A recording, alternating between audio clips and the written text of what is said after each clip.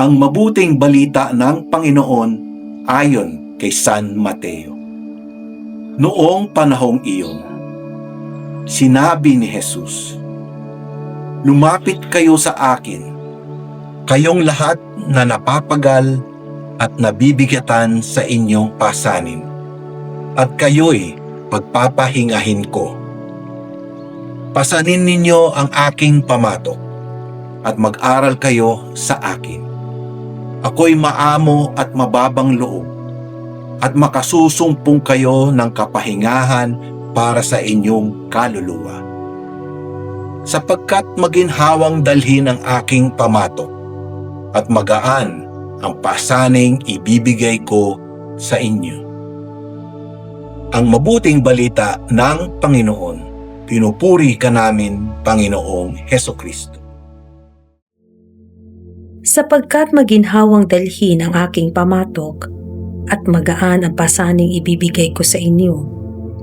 Nakapapagod, nakapanghihina, nakapanlulumo ang mundo. Sadyang napakarami nitong hinihingi sa atin, at kung minsan tayo ay nauubusan ng lakas at nalulugmok, waring hindi na makaahon sa nakalulunod na daigdig. Sa dami ng ating mga responsibilidad na binabalikat at mga tungkuling dapat gampanan, mistulang kulang ang 24 na oras sa isang araw.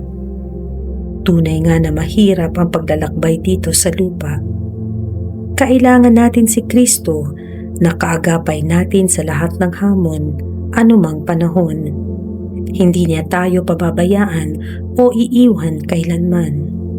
Kasama natin siya sa ating pagtahak sa landas ng buhay. Naririyan siya sa ating tabi, handang umalalay at magbigay ng lakas upang maipagpatuloy natin ang ating paghakbang. Handa rin siyang buhati ng ating mga pasanin kung sadyang tayo ay nabibigatan na. Kailangan lamang nating isapuso ang kanyang presensya at manalig sa kanyang pangako ng pananatili. Tahimik siyang kapiling natin, kaisa natin at karamay natin. Kung dumating man ang panahon na sadyang hindi na tayo makahakbang, huwag tayong mabagabag sapagkat bubuhatin tayo ni Hesukristo. Papasanin niya ang lahat ng ating mga dalahin at ang ating buong pagkatao.